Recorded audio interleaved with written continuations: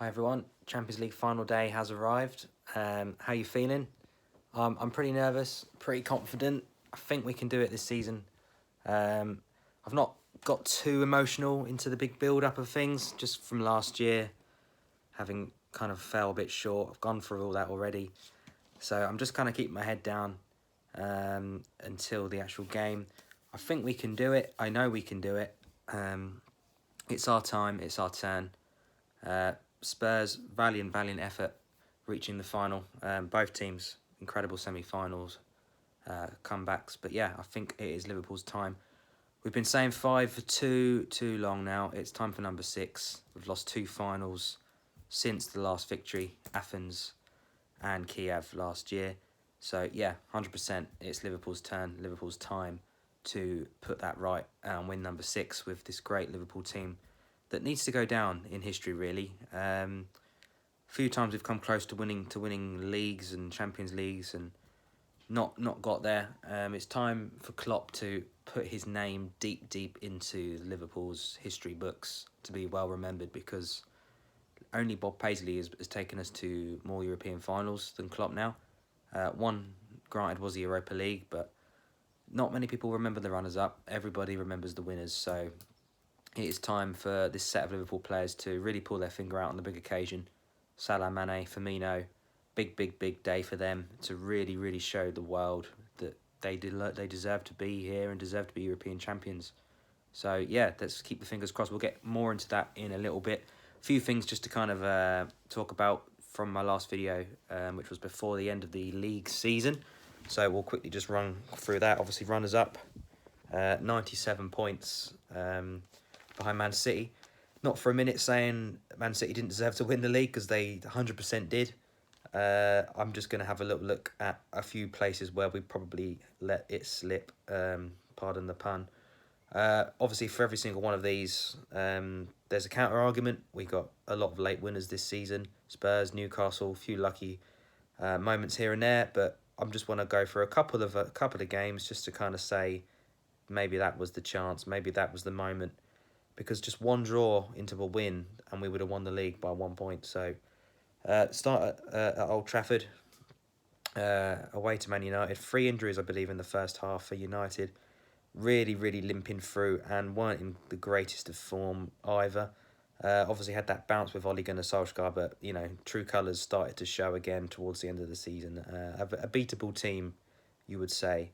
So a 0-0 draw there, not ideal, especially as I say with those injuries early on for Man United. Would have expected us to capitalise on that with this team and gone on to get the victory. So chance gone there. Around that similar time, back-to-back draws with Leicester and West Ham. Leicester at home 1-1. West Ham away, I think by the same scoreline. But yeah, again, a couple of very similar, if you watch the goals that Leicester and West Ham scored, 2 very similar set pieces. Obviously, Maguire scoring for Leicester, the back post. West Ham scoring as well from a set piece. So something we really should have really sniffed out from that Leicester game to avoid it happening again. So obviously 4 points dropped there, which really set the tone for City to reclaim their title. A couple others. Everton away was 0-0. You know, probably, I wouldn't say we deserved to win that, but I think we did. We should have played better, and we should have threw more caution to the win. Everton this season very inconsistent. Did beat Man United 4-0 at home, but yeah, I know it's a derby and they get up for it a bit more than against us, but yeah, 0-0 with Everton. That's a game we probably could have won. And fairly early on in the season, 2018, Arsenal away, 1-1. Mane scored a goal that was wrongly disallowed. As I say, I know there's counter arguments where we've scored. West Ham, I think we scored a goal that was miles offside, so totally taking that into account. As I said, Man City deserved the winners, and congratulations to them. But yeah, the Arsenal game, Mane's goal was disallowed. If that gets given, we win 2-1. Who knows? We might go in. We may go on to win the league. So, yep, that's a fantastic season. Runners up in the Premier League. To a team that's got 198 points in 2 seasons, averaging 99 points a season. It's just new heights. I'm not sure how you're meant to compete with that. So, yeah, we're going again next season. Obviously, Manchester City have let Kompany go. Scored that all-important goal against Leicester at home. Unbelievable goal. Fair play. Otamendi, obviously getting older. Fernandinho, David Silva, all kind of in the twilights of their careers now. So, obviously, they're going to have to bring in replacements for them. Will they hit the ground running straight away? Not sure. Obviously, without De Bruyne a lot this season for injury, he'll probably play a lot more next season. The likes of Leroy Sané look like they may be looking elsewhere. Not sure how true that story is to Bayern Munich for Sané, but yeah, possibly moving on as well. So, will be interesting summer. I'll get on a bit more to that in regards to Liverpool later on. Not a great deal of movement so far, obviously with the final on the horizon. Other teams have finished their seasons and began looking at new players, but Liverpool look like they're at least keeping it behind closed doors until after this game. So expect a little bit more transfer activity in the next few weeks in June. So yeah, with that second place finish, we qualify for the Community Shield for the first time, since 2006, when we beat Chelsea 2-1. In 2006 was the last time we won it, when we'd won the FA Cup the summer before. So yeah, it'd be good to see Liverpool in the Community Shield. Some people don't take it very seriously. I think it's a pretty good trophy to win. I'm not saying it's highly prestigious, but you got one-off game to win a trophy. Liverpool don't win many trophies, or at least not in the last 10 years. So why not? Let's go for it. Let's take it seriously, and let's get off to the best possible start in the 1920 season. So I think we can do it. I think we can go there. I think we can win the game and hopefully get some silverware. So fingers crossed on that one. Hopefully tickets will be easy to come by, because I'd love to go down to that one. So we shall see. But yeah, on to the matter at hand. The Champions League final tonight, 8 p.m. kickoff in Madrid in the Wanda Metropolitano Stadium, Atletico Madrid. Yeah, as I said, I think we can do it. The odds for lifting the trophy: Spurs 7-4, Liverpool 2-5. Big favourites to win. A lot of ex-players seem to fancy Liverpool to win this game, as do I. Football's a funny game. I think Spurs are fortunate to be here. I think Liverpool as well a bit, but I feel that they've earned it a bit more, especially with back-to-back finals, really showing they're a really strong team on the European stage with back-to-back finals. But yeah, runners-up, as I mentioned, aren't always remembered. So it's time to deliver now. It's time to get that sixth trophy and bring Big Ears home. Quick look at the lineups, or my predicted lineups. Start with Spurs. Hugo Lloris, no doubts, will start in goal. A back four picks itself of Rose, Vertonghen, Alderweireld and Trippier. Then it's where it gets interesting. You've got the likes of Harry Winks back in training.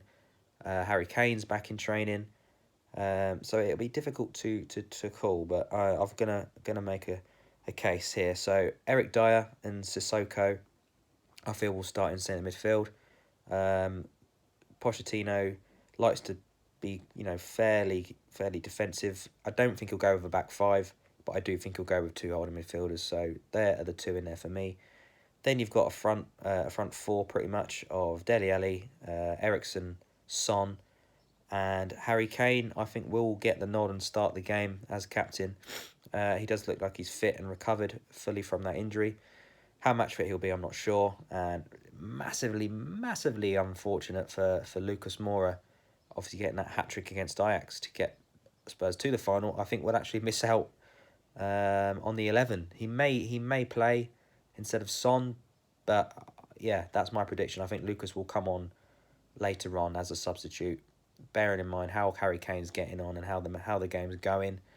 But yeah, Lucas will feature for sure. But yeah, from the start, that's my predicted 11. Liverpool, I hope, is a little bit more simple. I'm pretty confident in my selection that will be correct. One or two, possibly maybes, but I'm pretty 99% sure this will be the 11. So we'll go with Alisson in goal, Robertson and Alexander-Arnold, fullbacks, Van Dijk alongside Matip. Klopp has been known to chuck Lovren in now and again, a bit randomly. But Van Dijk and Matip have been pretty solid throughout this Champions League campaign, and I very much doubt he will want to mess that up at all. Into the midfield then, where the most competition is for Liverpool players. I think Fabinho will be in the six in the holding role. Wijnaldum and Henderson either side of him. Case for James Milner to get in there. Klopp has been known to start with Milner and Henderson in there at times, but Fabinho and Wijnaldum for me have been unbelievable, and it would be massive error to leave one of them out.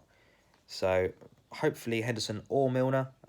As Henderson is captain, I think he will start the game, and Milner, I would imagine, will come on in the second half. Front three, Firmino back in training for the last week or so he will start up front with Mane on the left and Salah on the right, cutting in as inside forwards. So yeah, lethal front three. If they all turn up, I really, really fancy us tonight. Obviously, I said Milner's probably going to come on. Depending on how the game's going, I would probably fancy seeing Shaqiri in the second half if we need some creativity. I think it's come too early for Chamberlain. I think he's done well, but I don't think he's going to chuck him in this evening. If we need a goal, no doubt Divock Origi will come on. Has proved himself this season to be an important player. I don't know if he'll stay next season, but yeah, for now, here and now, 100% Divock Origi to come on if we need a goal. If we've got a lead, I would probably think Lovren or Gomez will come on to kind of keep it tight. Klopp likes to do that. So yeah, Lovren or Gomez probably feature if we have a lead going into the last sort of 15-10 minutes.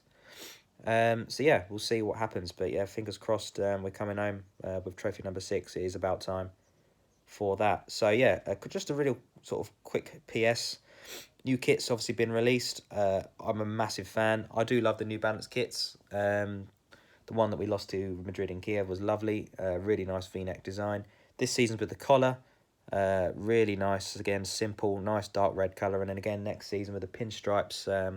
Really nice detail with like the stripes starting from kind of a chest area. So yeah, really, really like that. Looking forward to getting my new shirt. I've held off so far as I want to get the number 6 trophy on the sleeve. So hopefully not in vain. But we shall see.